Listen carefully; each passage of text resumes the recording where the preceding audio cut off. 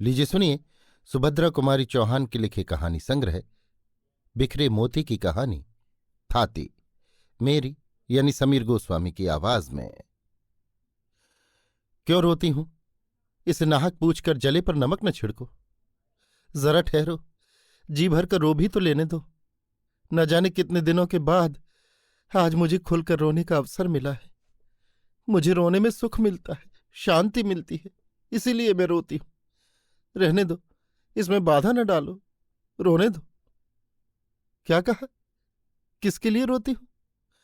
आह, उसे सुनकर क्या करोगे? उससे तुम्हें कुछ लाभ ना होगा। पूछो ही ना तो अच्छा है। मेरी ये पीड़ा ही तो मेरी संपत्ति है, जिसे मैं बड़ी सावधानी से अपने हृदय में छिपाए हूं।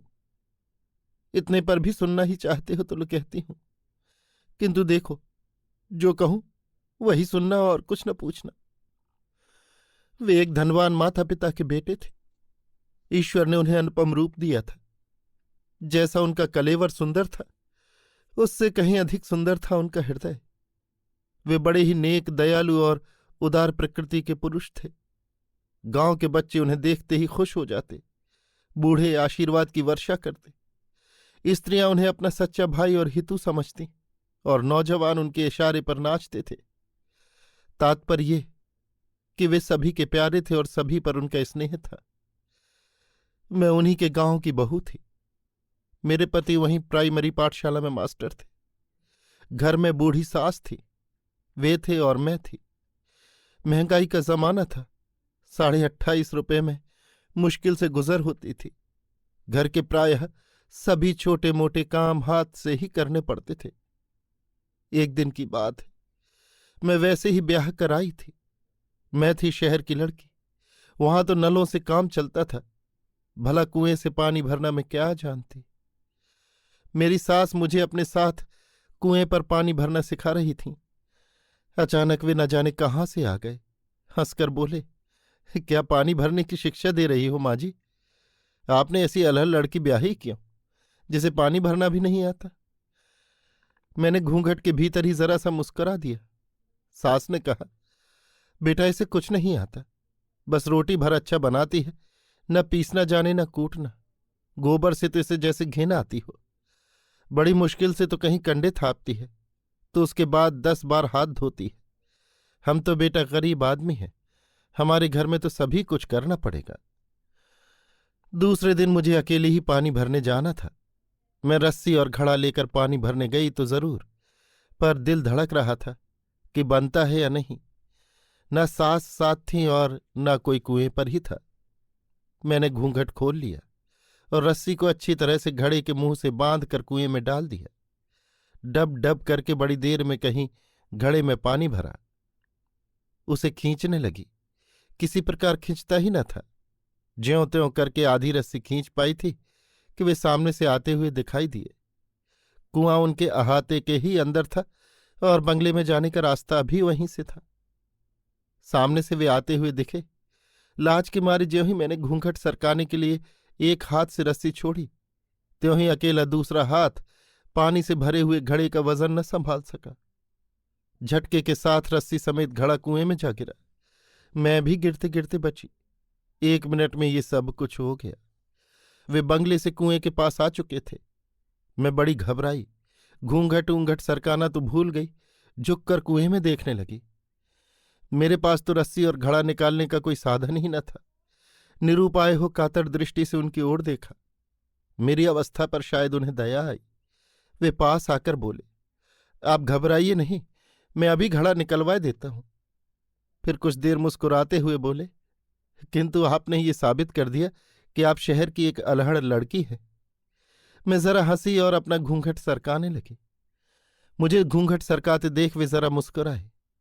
मैं भी जरा हंस पड़ी, पर कुछ बोली नहीं। उनके नौकर आए और देखते ही देखते रस्सी समेत घड़ा निकाल लिया गया। मैं घड़ा उठाकर अपने घर की तरफ चली। शब्दों में नहीं किंतु कृतज्ञता भरी आंखों से मैंने उनसे कहा, मैं आपके उस उपकार का बदला इस जीवन में कभी न चुका सकूंगी। करीब 1.25 घंटा कुएं पर लग गया। अम्मा जी की घुड़कियों का डर तो लगा ही था। जल्दी जल्दी आई, घड़े को घिनौची पर रख रस्सी को खूंटी पर टांगने के लिए मैंने ज्यों ही हाथ ऊपर उठाया, देखा कि एक हाथ का सोने का कंगन नहीं है। तुम कहोगे कि पानी भरने वाली और सोने का कंगन, ये कैसा मेल? वो भी बताती हूं। ये कंगन मेरी मां का था। मरते समय उन्होंने अनुरोध किया था कि वो कंगन ब्याह के समय मुझे पैर पुजाई में दिया जाए। इस प्रकार वो कंगन मुझे मिला था। रस्सी टांग कर मैं फिर कुएं की तरफ भागी। देखा तो वे सामने से आ रहे थे। उन्होंने ये कहकर कि ये तुम्हारे अल्हड़पन की दूसरी निशानी है, कंगन मेरी तरफ बढ़ा दिया। कंगन लेकर चुपचाप मैंने जेब में रख लिया और जल्दी जल्दी घर आई। घर आकर देखा पतिदेव स्कूल से लौटे थे। अम्मा जी बड़े क्रोध में उनसे कह रही थी, देखा नई बहू के लक्षण, एक घड़ा पानी भरने गई तो घंटे भर बाद लौटी और यहां पानी रखकर फिर दीवानी की तरह कुएं की तरफ भागी। मैंने तो पहले ही कहा था कि शहर की लड़की ना ब्याहो, पर तुम ना माने बेटा। भला ये हमारे घर निभने के लक्षण है? और सब तो सब, पर जमींदार के लड़के से बात किए बिना इसकी क्या अटकी थी? ये इधर से भागी जा रही थी, वो सामने से आ रहा था। उसने जाने क्या इसे दिया और इसने लेकर जेब में रख लिया। मुझे तो ये बातें नहीं सुहाती। फिर तुम्हारी बहू है, तुम जानो, बिगाड़ो चाहे बनाओ। मेरी तरफ उन्होंने गुस्से से देखकर पूछा, क्या है तुम्हारी जेब में, बतलाओ तो। मैंने कंगन निकालकर उनके सामने रख दिया। वे फिर डांट कर बोले, ये उसके पास कैसे पहुंचा? मैंने डरते डरते अपराधिनी की तरह आदि से लेकर अंत तक कुएं पर का सारा किस्सा उन्हें सुना दिया। इस पर अम्मा जी और पतिदेव दोनों ही की झिड़कियां मुझे सहनी पड़ी।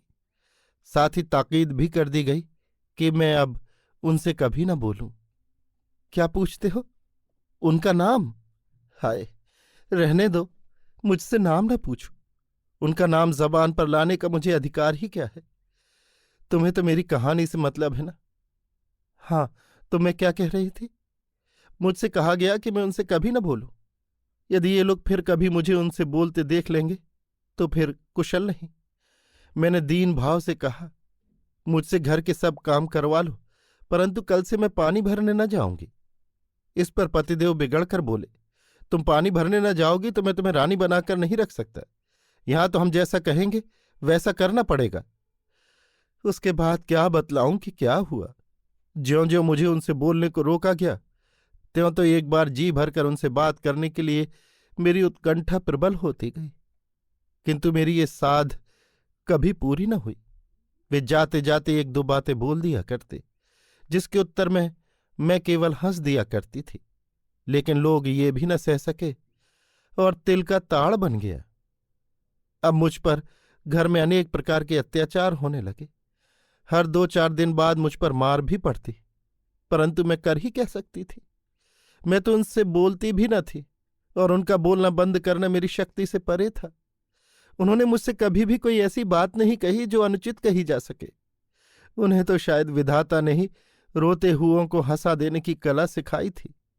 वे ऐसी मीठी चुटकी लेते, कभी कोई हंसी की बात भी कहते तो इतनी सभ्यता से, इतनी नपीतुली कि मैं चाहे जितनी दुखी होऊं, चाहे कितने रंज में हूं, पर हंसी आ ही जाती थी। किंतु धीरे धीरे मुझ पर होने वाले अत्याचारों का पता उन्हें लग ही गया। उनके दयालु हृदय को इससे गहरी चोट पहुंची। उस दिन, अंतिम दिन, जब मैं पानी भरने गई, वे कुएं पर आए और मुझसे बोले, मैं तुमसे कुछ कहना चाहता हूं। उनके स्वर में पीड़ा थी, शब्दों में माधुर्य और आंखों में न जाने कितनी करुणा का सागर उमड़ रहा था। मैंने आश्चर्य के साथ उनकी ओर देखा। आज पहली ही बार तो इस प्रकार वे मेरे पास आकर बोले थे। उन्होंने कहा, पहली बात जो मैं तुमसे कहना चाहता हूं वो ये कि मेरे ही कारण तुम पर इतने अत्याचार हो रहे हैं। यदि मुझे इसका पता चल जाता तो वे अत्याचार कब के बंद हो चुके होते। दूसरी बात जो मैं तुमसे कहने आया हूं वो ये कि आज से मैं तुम पर होने वाले अत्याचार की जड़ ही उखाड़ कर फेंके देता हूं। तुम खुश रहना मेरी अल्हड़ रानी। वे मुझे इसी नाम से पुकारा करते थे। यदि मैं तुम्हें भूल सका तो फिर यहां लौट कर आऊंगा, नहीं तो आज ही सदा के लिए विदा होता हूं। मुझ पर बिजली सी गिरी। मैं कुछ बोल भी न पाई थी कि वे मेरी आंखों से ओझल हो गई। अब मेरी हालत पहले से ज्यादा खराब थी। मेरा किसी काम में जी न लगता था। कलेजे में सदा एक आग सी सुलगा करती, परंतु मुझे खुलकर रोने का अधिकार न था। अब तो सभी लोग मुझे पागल कहते हैं। मैं कुछ भी करूं, करने देते हैं। इसीलिए तो आज खुलकर रो सकती हूं और तुम्हें भी अपनी कहानी सुना सकती हूं। किंतु क्या तुम बता सकोगे कि वे कहाँ हैं? मैं एक बार उन्हें और देखना चाहती हूं। मेरी ये पीड़ा, मेरा ये उन्माद उन्हीं का दिया हुआ तो है। यदि कोई सहृदय उनका पता बता दे तो मैं उनकी थाती उन्हीं को सौंप दूं। अभी आप सुन रहे थे सुभद्रा कुमारी चौहान के लिखे कहानी संग्रह बिखरे मोती की कहानी थाती, मेरी यानी समीर गोस्वामी की आवाज में।